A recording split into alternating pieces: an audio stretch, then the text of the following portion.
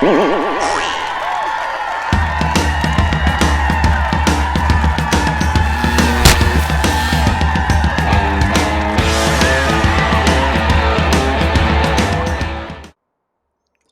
everybody. Welcome to day 7 of Spawn Miss. 12 days leading up to Christmas when Rocky and I are covering the first 12 issues of Spawn, leading into the new year where we're going to go daily Spawn because I'm crazy.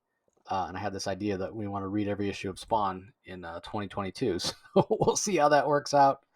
No promises that we'll get through it, but we're going to give it a try. But meanwhile, we've been going back through these old Spawn issues. They've held up relatively well. Few issues are a little bit of their time. Feel like last issue was that way. This issue is certainly that way. We'll talk about the details of that when we get into the sort of the meaty part of this issue. But that's not to say that they're not enjoyable, because as much as I thought last issue was a little bit of its time, it was still okay. Dialogue heavy, as McFarlane tends to be with the exposition. Less so in this issue. This issue was just a lot of action. As much as it was of its time, of the 90s, and again, we'll get into the reasons why I'm saying that in a minute. There's a reason that the 90s comics were enjoyable. As much as the 90s get a bad rap, there's a lot about the 90s to sort of admire or to enjoy, or to look back at least fondly on that era of comics. They were very much escapism. Almost, I would say, more of an escape than comics of today. Not to say they weren't political comics back then. There were. But I don't know. There was a ludicrousness. There was an insanity. The insanity was dialed up to 11 when you talk about 90s comics. And you literally couldn't take them seriously because they were so crazy.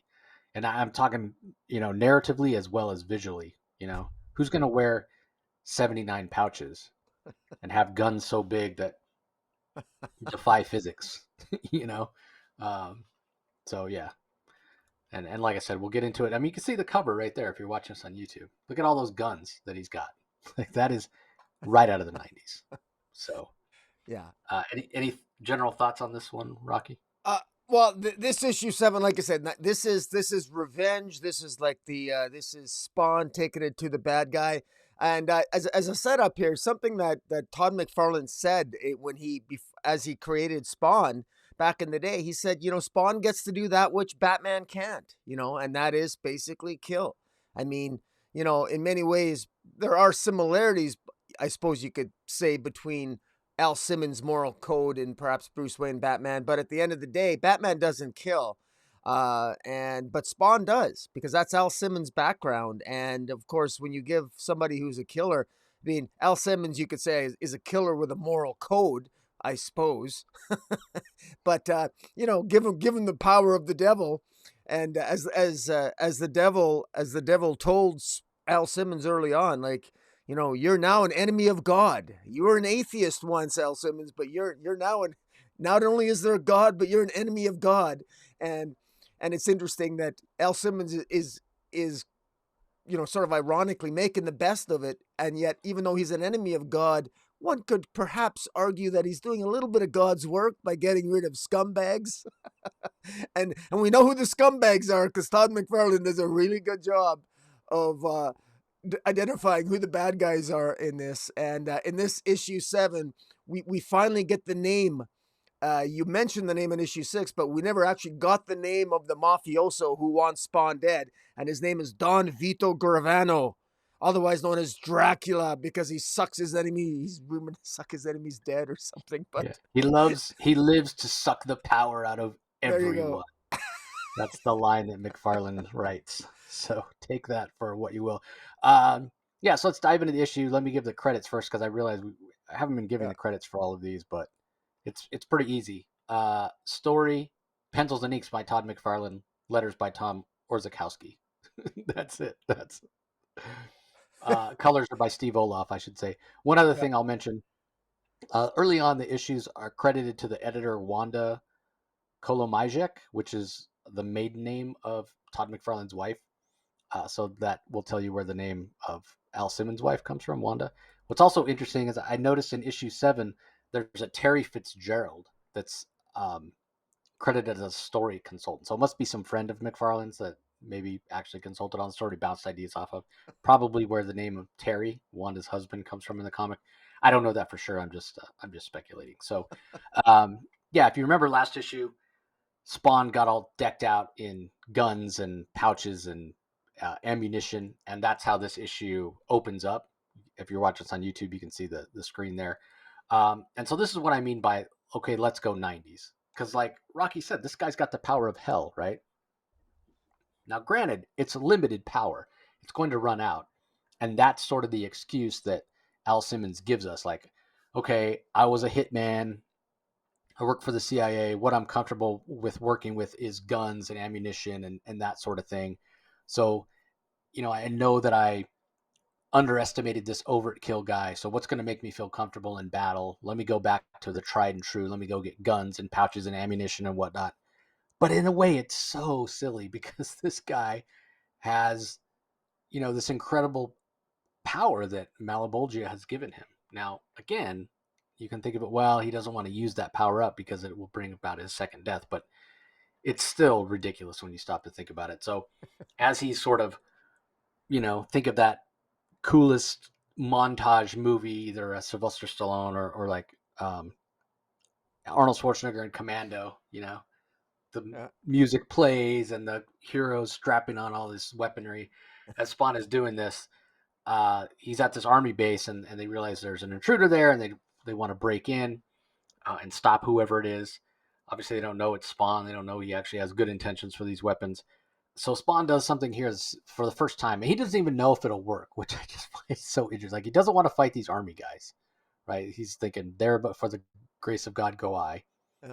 Yeah. He's ready for action, but this is not the action he wants. We're told by McFarlane, his sights are set on a specific target. Unfortunately, getting to that target involves another drain on his powers. Teleportation. He hasn't even tried it yet. He hopes it will work. Like, how do you? Is it Rocky? Is it only that we don't know how to teleport that's preventing us from teleporting? I He hasn't guess. tried it I, yet. He I, hopes it works. yeah, Let me try I to think teleport. I know, Like, like it didn't it's work. sort of you got to wonder at this point as a reader.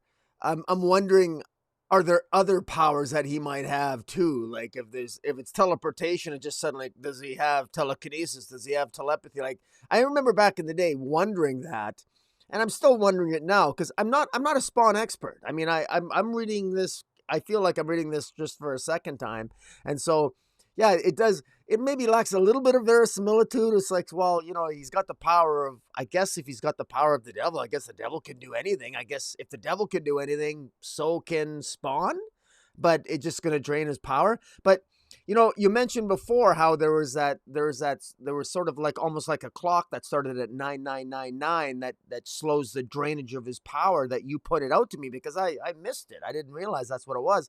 But if he's teleporting here, where is the clock that shows the drainage? Oh, there's a few pages later we get Yeah, it shows. yeah, I guess it does show it. It's down to 8,031 from 9,999. So I guess I get yeah. The I last time, yeah, the last time we saw that clock, it was on 8092. So I would think yeah teleporting would use a lot of power. And that's the thing. yeah Like, how does he know? Like you were saying last episode, how does he know yeah how much he has left? How does he know? Like, it seems to me teleporting yeah. translocation would use a huge amount of power, but apparently it doesn't because the clock barely moves or the countdown barely moves. Yeah. But how does he know? How does he know Yeah. that's I not mean, going what to like? happens when he takes a piss? Does he lose a point every time he takes a shit? I mean, I don't know. It's like, these are the questions that Yeah, I ask. yeah. It's great. Like you could have materialized and been at like 0001, and then you can't do anything. Like Yeah. yeah. I just think it would have been. I mean, again, even when he's not like actively using the power to heal himself or teleport or whatever, he's still like a strong guy. Can he just like jump up through the roof and run off? I don't know. It seemed really strange. Like if I'm if I'm Al Simmons and I've never teleported before and I'm confronted by these guys I don't want to fight, I don't think my first instinct would be to I'm gonna try to teleport. You know Yeah. what I mean? I don't know. It was just strange, and it's not just that he teleports. Because here's the thing: it's a little ex Deus Machina, right? Like McFarlane has written himself into a corner, but not really. There's all kinds of other ways that Spawn could have got out of it, or McFarlane could have just said that Spawn escaped through a window right before these guys broke in. It's almost like he chose to do this so he could show us that he could teleport. So then he could draw this little massive goo and talk about his molecules being ripped apart one by one. Like apparently it's similar to Star Trek teleportation, molecule by molecule, disassembled. They're vacuumed and sucked at the speed of light to this preordained location, Yeah. and then reassembled.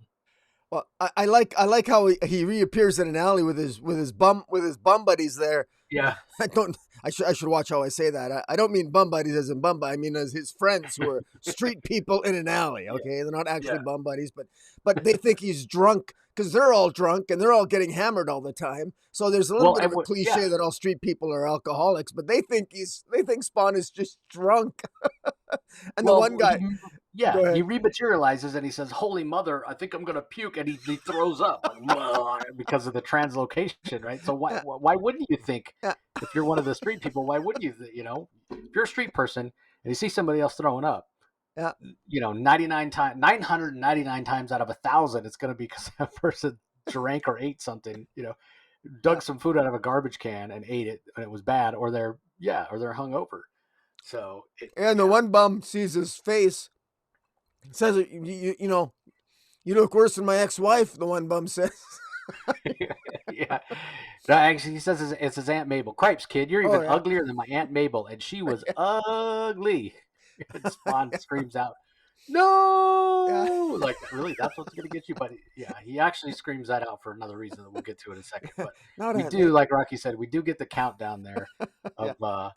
of what is left of his power, and he's just chilling with his guns or whatever. The bums, again, they just accept him. Oh, last time I saw you didn't have all these guns and chains or whatever, but all good, man, all good. So then we're back in the tower of Don Vito Gravano, like Rocky said, and uh, Overkill is saying that he killed him because, again, at the end of last issue he thought that he had. Gravano is saying, "Hey, what's going to happen when the big boss dies? Where are you going to go to work? Not that we'd want that to happen, but such questions need to be asked." And then we flip back to Spawn and we find out why he was really screaming no, not because he's uglier than Aunt Mabel, but because he's getting another one of these sort of flashbacks, and he's remembering that he was killed, that he was murdered.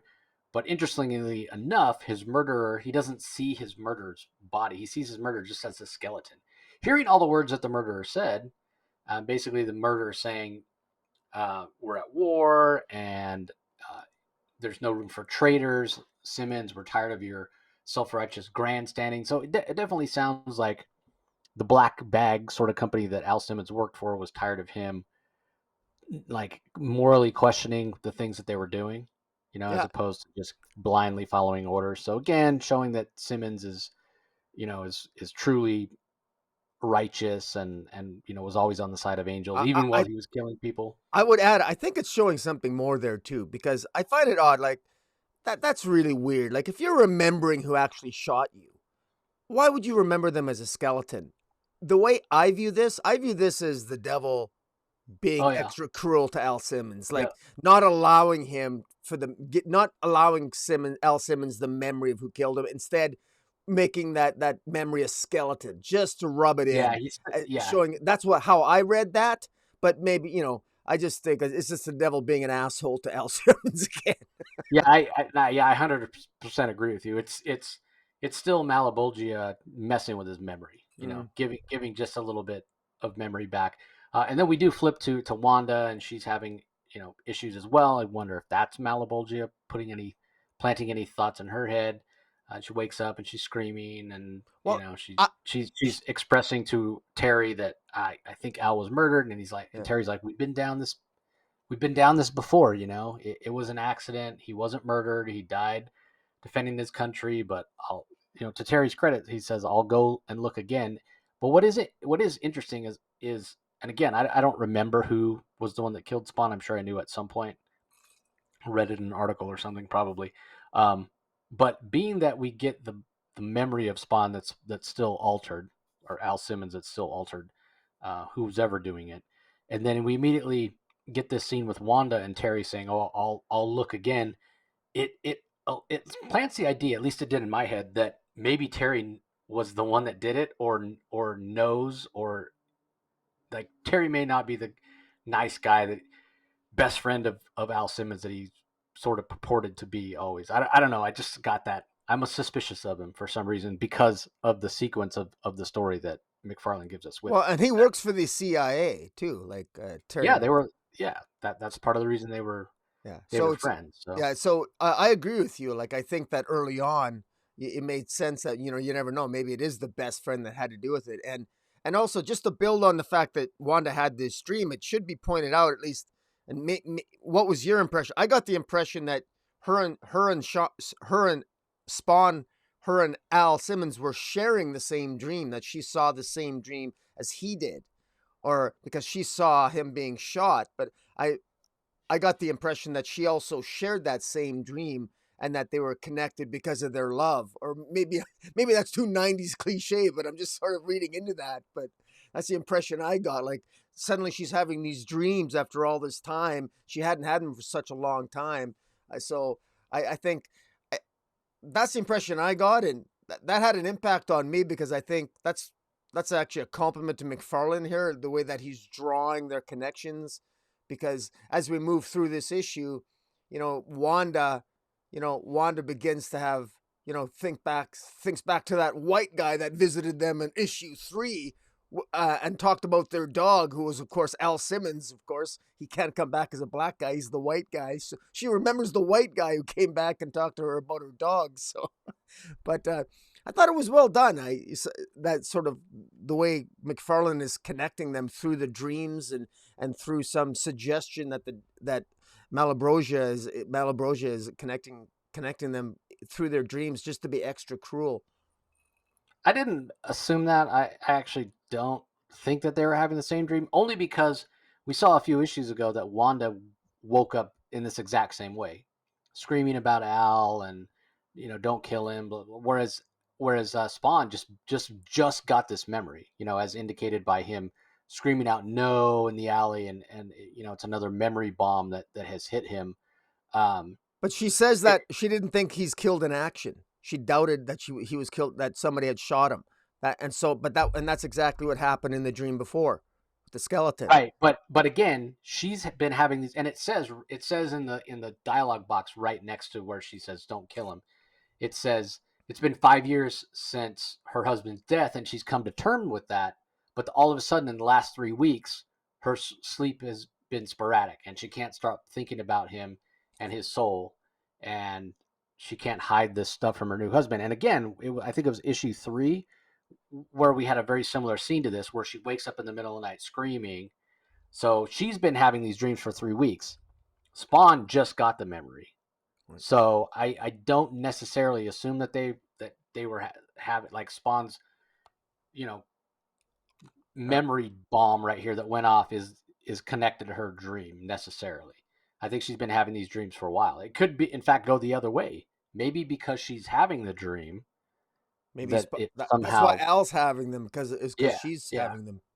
That's a good yeah, point. It could be. yeah, yeah. Not to say that maybe she didn't or they didn't have the same vision or what have you, but regardless, she's been having them longer. He's getting this for the first time in this issue. So after that, Spawn kind of confides in his friend, and he's saying, "Wow, my very existence is putting other people in danger. Apparently, other people wanted to eliminate me back before I was this, and I just can't let them take any more away from me. And these alleys are ours, and we're going to protect them." Because the homeless guy's like, "There's other alleys. If people are coming after you here in these alleys, we'll just move." And Spawn's like, "No, you guys have befriended me. We're going to defend it. This might be crap, but it's our crap. We're going Yeah. to defend it." So uh, he then does something that is pretty interesting, and I think probably overdue here. I mentioned when he fought Overt-Kill the first time how his cape and chain seemed to get in the way at times. So he actually takes his cape off here. He goes, "Time to streamline." He takes it off, but what he doesn't realize is the cape apparently has some sentience to it, because we're told it slithers off after him after he's removed it. So on the next page, we get this giant eared guy, where to the point where McFarlane talks about the guy having giant ears. Don't know why he bothered, but whatever. I guess he didn't have enough words to meet his quota. for all the exposition. But it's at the SPCA because Wanda, like Rocky had indicated earlier, is thinking about that white guy. Like this, I was fine, living my life peaceful with my husband Terry and my daughter Cyan. And then this strange white guy showed up asking about Al's dog. And ever since then, that's when I've been having these dreams and I can't get them out of my head. So she goes to the SPCA to ask about this guy, finds out, well, there's nobody here that fits that description.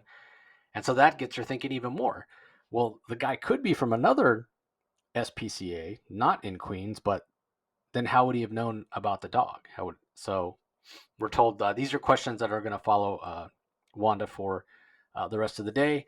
So meanwhile, to Spawn, he wants to hunt down Overt-Kill and find out where he is. But just So I just want to back up for a sec. The guy she's yeah, go ahead. talking to at the SPCA, he looks exactly like it's Ross Perot. It's Ross I don't know if he Perot. looks exactly He like even Ross mentioned Perot. that he looks he has the same ears as Ross Perot, and if you read the dialogue, he even says that people bother him and they bug him about his earlobes, and that's Ross Perot. Bear in mind, this is in 1992. It was a U.S. election. Ross Perot was in the election, so it's very timely. That's why this was so. The joke, if you're reading it, I mean, it's right there. So I mean, it doesn't exactly look like Ross Perot, but it kind of It if you maybe a caricature. oh, it's Hair definitely a definitely. caricature of Ross Yeah, Perot. I mean, yeah. But I followed Ross Perot all the time because I have $1 billion. If I had $1 billion, look, we got you got to vote for me. You got to vote for me in this election because I'm a billionaire and I know how to run a business and we got to run a country like a business. So you got to vote for me and you don't vote for Bush and you don't vote for Clinton. You vote for Ross Perot. I remember that. Bad imitation, but I remember that. yeah, I mean, he does mention Ross Perot, but yeah, it very well could be. I'll have to ask Todd that if I ever Yeah. get a chance. Anyway, Spawn does again. I hate it when they do. I mean, if that again, I didn't assume it was him. I could see the resemblance. Obviously, now that you pointed out, you're right. I mean, I did read it and saw that Perot was mentioned. But man, you do that and you date the comic so much. You're Yeah, he putting a did. pin in it and sticking it in a certain period in time. But Yeah. anyway, I mean, I guess if enough time goes by, people don't even know who Ross Perot is, and then it doesn't matter. But anyway, we're told that Spawn goes around taking out low-level mafia guys until he finds out who's the one that sent Overkill after him. He finds out that it's this man named Dracula, the mob boss Gravano. Goes to his building in Midtown, where Gravano sits very securely because nobody's ever gotten past level 2 of the security, let alone level 12. Spawn obviously is easily able to get there, holds a gun to his head and says, I need your help, fat boy. And then apparently rat-tat-tat-tat and blows up all the building or, takes out walls and windows or whatnot. To which Gravano says, how dramatic. And he says, tell your cyborg flunky I'll be waiting for him at midnight. Emerson Pier. And then proceeds to go to Emerson Pier and wait for Overkill.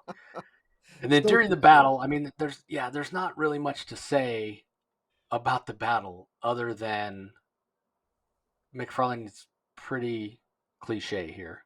yeah. He uses the word terminated. He's a cyborg. Um, they trade some insults that are worthy of any 7-year-old. You look like crap. The smelly oozy kind. I'm like, wait, really? I'm gonna stomp you so I can scrape you off my boot like a piece of turd. Yeah. And then all it takes, it's a very anticlimactic battle. All it takes is for a Spawn to eventually just kind of unsling his biggest gun and fire at Overkill and blast a hole in him, and just he's dead. Like that's it. It's over. Yeah, and it's kind of strange. Yeah. McFarlane does it sideways on the page too. So you got to turn your comic sideways to get the full effect. And then we have the wreckage of Overkill and X Payne saying malfunction, malfunction, malfunction, uh, and Spawn in his best Arnold Schwarzenegger one-liner. So who's laughing now? And that's the end of Overkill, and pretty much the end of the comic as he sets what does he say? He sets an electromagnetic bomb that will explode and it won't leave any evidence behind. And then he slips away into the night, thinking about his home in the alley and how he can now curl up behind some rusty dumpster for a well deserved night's sleep. There you go. Yeah. It's funny because it was this fight scene was disappointing. I mean, it was beautifully illustrated at the time. You know, why it still is. It's nice, but he just basically shoots him to death, and the Yep. cyborg's eyeballs pop out, and his limbs and all his mechanical limbs, everything pops out.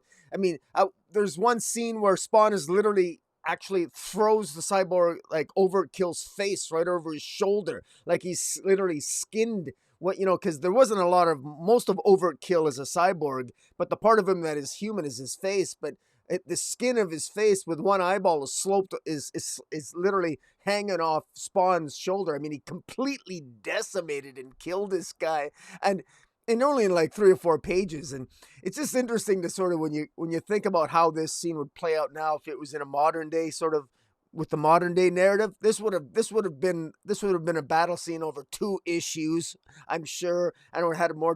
It would have been choreographed, I'm sure, much differently than it was back then. But it was just, and that's not necessarily a bad thing because you know what I mean. How often do I mean, I know I personally have bitched about stories being dragged on. Like too much decompression. Let's finish the story. This actually finishes the story. This is, I mean, hey, Spawn takes him out. Why do we need a full issue of a fight scene? It takes. Why not just have 3 or 4 pages instead of 3 or 4 issues, right? So, in a way, that's why I'm enjoying reading this because it's a nice callback, and it's funny. I still remember bits and pieces of this narrative. And I would not necessarily have remembered it more if it would have dragged on for another issue. So it's an interesting dichotomy between the modern and the early '90s take on this stuff. Yeah, I'm not sure what it says about Spawn that, and again, he was holding back because he underestimated Overkill and he's still reluctant to use up his energy. But he got his butt kicked in the first fight, and then this one, he's never really threatened, and it just takes him unslinging his big gun. And I guess sort of in a way reinforces Simmons' idea that yeah, that the answer is for me to have guns and carry guns around, even though I have all these supernatural Yeah. powers. So again, maybe that plays in a little bit with street level villains like the mob that he's going up against. But that is the most '90s thing about these 2 issues, Oh just the yeah. fact that he's decked out the entire time with all these guns, and maybe it's no coincidence that this issue 7 is dedicated to Rob Liefeld, Well, king of the uh, giant gun. yeah, no, and I should also say that because I mentioned before how all the villains so far in issues 1 through 7 here, all the villains have shit-eating grins on their faces. They're always smiling, that the great big grins. And here, after when Spawn kills Overkill, he's got the same shit-eating grin on his face. He's got a great big grin on his face as he's drooping Overkill's facial skin over his shoulder. As Spawn is smiling with a shit-eating grin from ear to ear with great big white teeth as well. So, this is definitely, I think, from an artistic point of view, McFarlane is drawing Spawn's darker side here. And the irony is that it's Spawn using no superpowers. It's the human side of Spawn, just using the skills that he possesses. Al Simmons were the skills that he relied upon to take out Overt-Kill here. And I think that I like the metaphor of that. I like the symbolism of that. It's the human side that's just as evil. He's just as capable of accessing his dark side when he uses no power as Spawn as when he does use power. So I think that's quite telling in and of itself.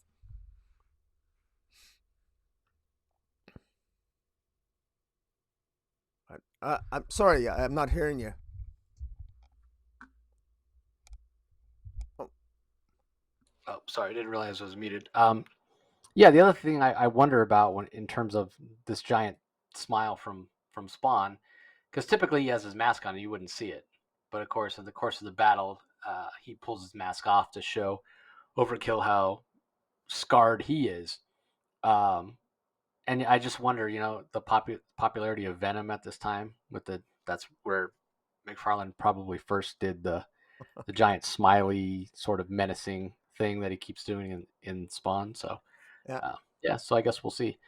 Uh, yeah, so next time we're going to talk about issue 8, obviously. on day 8 of Spawn Myths, which I find interesting. We're not even through the first year, and McFarlane already gets somebody to pinch hit as a writer, but it's somebody who's considered maybe the greatest writer of comics in modern comics history. It's Alan Moore. So yeah, there's a lot less exposition, less next issue. We'll just leave it at that. So anyway, that's it for this issue. Anything else you want to add, Rocky? No, like I said, so far so good. I mean, 7 issues in, I 7 issues in, it's easy for me to see why Spawn was as popular as it was. We got a great story. We got a great story in 7 issues. We got to meet Al Simmons. We know everything. We know all we need to know about him. We know his moral code. We know some of his angst. We know his pain. We know his family. We know essentially his origin. We know what his obstacle is that he has to overcome. And we know the hero, we got hints of the hero's journey that this character is going to take. And we're just at issue 7. And of course, because we know, because we're going to be trying to review over the 300 issues, it's very interesting that this hero's journey, where is this hero's journey going to take us? I got to tell you, I actually have no idea. I've never really followed Spawn, and I've always followed the big two. So I'm actually curious, and it's going to be really interesting to see, because we're going to be following the progression of this character through, good Lord, 300 issues. I mean, through 30 years, man. We got our work ahead of us. Yeah, for sure. So that's going to do it for this episode, everybody. Don't forget to head over to YouTube, do a search for Comic Space Boom ! That's Rocky's channel. Be sure you subscribe, ring that notification bell, and like this video. If you're checking us out on YouTube and you haven't subscribed to the audio podcast, be sure you head over to your favorite podcasting app or platform. Just do a search for the Comic Source and subscribe so you don't miss any of our audio content. So that's going to do it for this episode. Thank you for joining us as always, and we'll talk to you next time. See you later.